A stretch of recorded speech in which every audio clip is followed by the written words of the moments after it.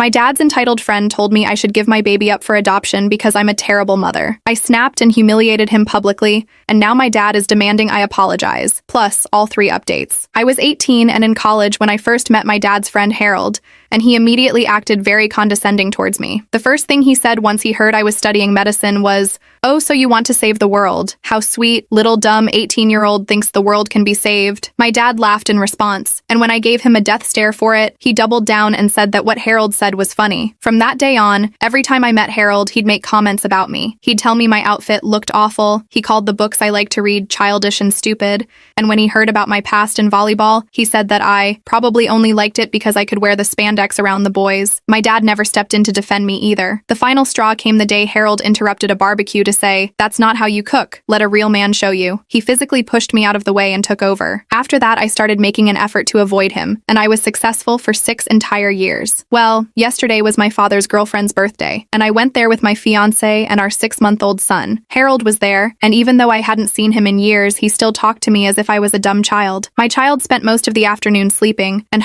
he woke up hungry. I went to breastfeed him, and when I came back, Harold was joking about how I was probably a terrible mother. He started interrogating me about my parenting and calling me a bad mom in front of everyone. I finally snapped when he asked if I'd thought about giving my baby up for adoption. I yelled at him, asking him if he knows so much about parenting. Why does his ex-wife have full custody of his child? I asked him what kind of man tries to sleep with his brother's girlfriend, and as a cherry on top, I told him to lose some weight. "With that gut, no wonder no woman wants to touch you with a 10-foot pole," were my exact words. I left with my fiancé and son, and on the drive home, I was bombarded with texts from my dad, telling me to come back and apologize to Harold right now. I told him there was no way that was happening, and asked him if he had any idea what Harold said to me. He yelled that of course he did, and asked why the hell would I get mad over him offering to make me a sandwich. My jaw dropped agape, and I started laughing my absolute butt off. You see, while Harold and I were having the altercation, my father was in the bathroom, and so he didn't hear anything that was said. I presume all he heard was me yelling, walking out and slamming the door behind me. Anyways, my dad asked me why I was laughing so much, and I told him no reason. He asked me again, and this time I told him Harold was lying. I said that I wasn't going to tell him anything, however,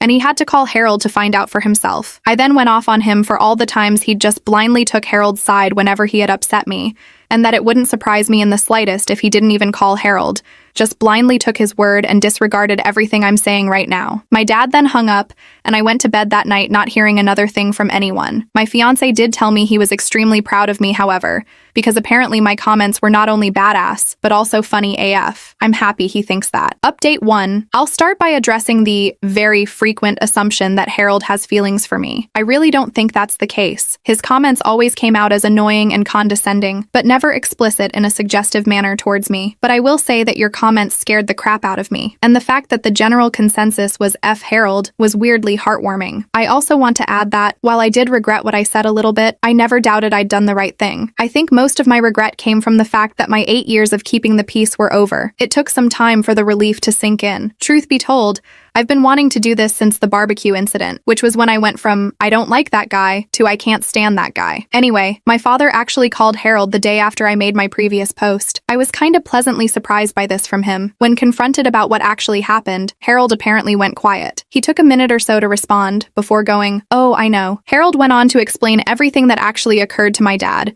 who just listened without a word from what I know. Harold tried to twist the story as him being genuinely concerned about me being a mom so soon, and that he didn't think I knew what I was doing. He did apologize to my father. I don't buy any of what Harold was saying, though. The next day, my dad told me about the call. He said, even after finding out the actual truth, that I should forgive Harold for the honest misunderstanding. He also told me I should apologize too, since I'd overreacted by telling Harold I hated him for such a small reason. Many of Harold's past comments were made with my father close by. It often happened in the middle of conversations with other people, so he'd be too distracted to register them. He also wouldn't notice them most of the time. My dad doesn't pay enough attention to anything that doesn't either concern or anger him, and he'll most likely forget it until he gets angry at something else later anyway. He's like a goldfish. We also have different definitions of what's offensive, so he'd never think they were a big deal. I told my father I wasn't exaggerating when I said I hated Harold, and that the adoption comment was far from being the only reason. I listed most of the condescending treatment and comments I could remember,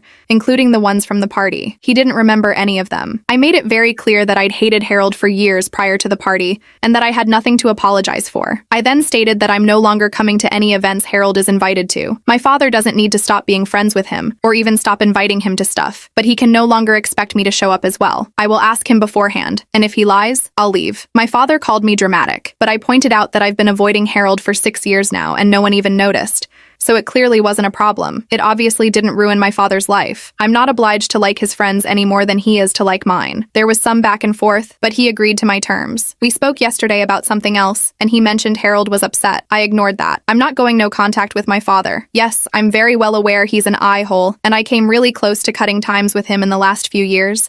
But I ultimately decided it wouldn't really fix anything. Maintaining my relationship with him has gotten a lot easier since I moved out, as we only see each other a couple times a month. He gets frustrated that I don't call or text much, but doesn't complain about it anymore. I don't see the point in going no contact with someone who no longer has any say in how I live my life. I'd rather just take note of what my father did wrong when I was growing up, and then make sure to raise my own kid differently. He's on thin ice, though, and has been for some time. He's not allowed to babysit, mostly because I don't trust him to spend more than an hour alone with a baby without falling asleep on the couch. I began pushing for him to start doing therapy back when I got pregnant, and he finally got started back in June. His behavior around me and my younger sister, who still lives between our very divorced parents, has improved a lot since, and I've made it clear to him that he won't be allowed near my son if he stops attending. This is the first time in my life my father has improved his behavior. It's hard to be hopeful, but I'm trying. And if I ever do go no contact with my father, it won't be because of Harold. So that's it. Overall, I'm glad I don't have to deceive anyone anymore. My relationship with my father is rocky, but I won't dwell on it. My main responsibilities are my son, my fiancé, and my job, and that's not changing anytime soon. Update 2. Openly avoiding Harold has been working pretty well. My father has been respecting my boundaries. Whenever he invites me and my husband over for lunch or dinner, I ask who else will be there. If Harold's coming, he tells me. He hasn't lied so far, and doesn't usually insist when I tell him I'm not coming. Since my last post, I've only seen Harold once, at my dad's birthday party a few months ago. Yes, I knew he'd be there. My father promised he'd tell him not to talk to me. Also,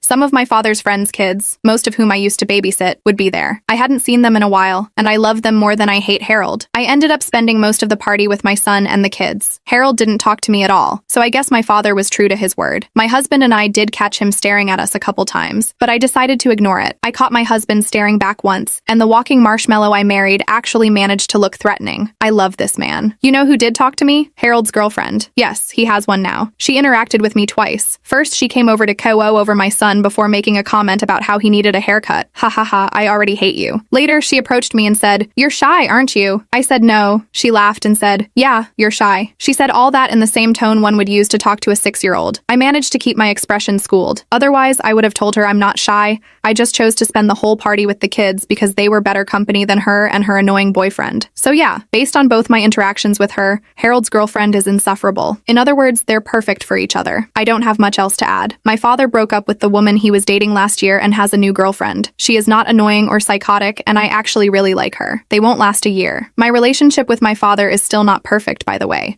but it has improved. He's actually started apologizing to me a lot more often. I don't know whether it's the therapy or the fact that motherhood has apparently made me terrifying, but I'll take it, and I'll give credit where it's due. He's a very good grandfather. I'm also glad my father is respecting this Harold boundary. I very much don't want this man in my life. Update 3. A few months later, everything had been going pretty well. My dad had actually been sticking to the boundaries I'd set around Harold, and for once, I wasn't dreading family events. I'd go to dinners, bring my fiancé and son, and we'd have a good time without any drama. I honestly thought I was done with Harold. Then came my dad's birthday. It was supposed to be a simple dinner, nothing too big, and I made sure to ask my dad if Harold was going to be there. He reassured me, yet again, that Harold wasn't invited. I felt relieved, especially since I didn't want to deal with him at all. So we went, and everything seemed fine. My dad was in a good mood, his new girlfriend was being sweet, and it was nice catching up with some family friends. But then, a few hours in, guess who waltzes through the door? Harold. And not just Harold, drunk. I shot my dad a look, and he looked just as surprised as I was. He hadn't invited him. Turns out Harold had heard about the party through someone else and decided to show up unannounced. He was loud and obnoxious, acting like he was was everyone's favorite person when most of the guests were clearly uncomfortable. I tried to stay as far away from him as possible, just keeping an eye on my son and talking with a few friends. I figured, worst case, we'd leave early if he got too unbearable. But as the night went on, Harold got worse. He started making snide comments to people, mostly my dad, but I could feel his eyes on me the whole time. At one point, I overheard him drunkenly tell my dad, "You should have brought someone else's kid instead of hers. At least then you'd have a chance at decent grandkids." I froze. I wanted to scream at him, but I stayed put, focusing on my son and fiancé. I thought if I ignored him long enough, he'd eventually shut up. Then he tried to help. My dad was at the grill, and Harold, in all his drunken wisdom, decided he needed to show everyone how it was really done. He stumbled over, beer in hand, and physically shoved my dad out of the way. That's when things got dangerous. Harold, trying to flip burgers,